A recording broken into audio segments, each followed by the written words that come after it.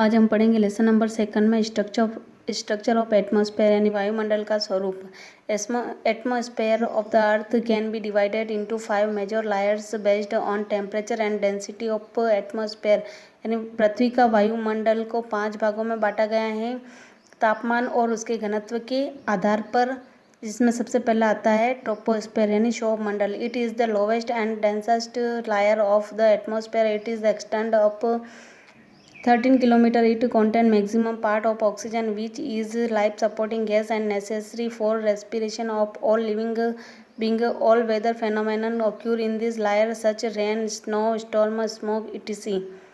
यह पृथ्वी पर सबसे नीचे की और घनी परत है वायुमंडल की, जिसका विस्तार 13 किलोमीटर है और इसके अंदर सबसे ज़्यादा ऑक्सीजन गैस शामिल है जो कि जीवन को सपोर्ट करती है और सजीव प्राणियों के श्वसन के लिए बहुत ही आवश्यक है। और सभी मौसमी घटनाएं यहाँ पर पाई जाती है, जैसे बारिश, बर्फ, तूफान और धुआं आदि। सेकेंड नंबर आता है stratosphere. It is the second layer of the atmosphere which extend up to a height of above 50 metre. Phenomena do not occur in this layer, hence aeroplane fly in this layer and ozone layer protect us from ultraviolet rays of sun, thus by absorption of the sun's ultraviolet। यानी यह second number की परत है वायुमंडल की, जिसका विस्तार लगभग 50 किलोमीटर है ऊंचाई में और यहाँ पर मौसमी घटनाएं नहीं पाई जाती हैं, जिस कारण से एरोप्लेन आसानी से उड़ सकते हैं यहाँ पर। और सूर्य के जो पराबैंगनी किरणें, सूर्य से जो पराबैंगनी किरणें आती है, उससे हमारी ओजोन परत से हमारी रक्षा करती है यह, इसलिए यह सूर्य पराबैंगनी किरणों का अवशोषण करता है।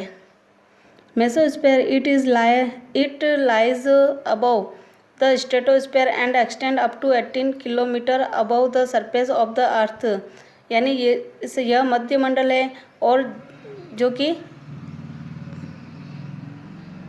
समताप मंडल के ऊपर है और इसका विस्तार लगभग 80 किलोमीटर है पृथ्वी के धरातल से। And Meteor entering into the earth atmosphere generally gate burn in this layer. यानी जब उल्काएं प्रवेश करती है पृथ्वी पर तो यह वायुमंडल की परत इसे जला देती है, उल्काओं को। अब आता है आयनोस्फेयर यानी ion Mandal. It contains from 80 to 400 kilometer after mesosphere. This layer reflect the radio signal back and make radio communication possible. आयन मंडल का विस्तार 80 से 400 किलोमीटर तक है मध्य मंडल के बाद, और यह परत प्रतिबिंबित करती है रेडियो सिग्नल को फिर से धरती पर, जिससे रेडियो संवाद संभव हो पाता है। अब इसके बाद आता है exosphere. It is uppermost layer of the atmosphere. Gases are thinly present there much as helium and hydrogen are found in it. यह सबसे ऊपर की परत है, इसे वायुमंडल भी कहा जाता है और वायुमंडलीय गैसेज बारीकी से यहाँ पर मौजूद है हीलियम और हाइड्रोजन गैस के रूप में, जो कि यहाँ पाई जाती है।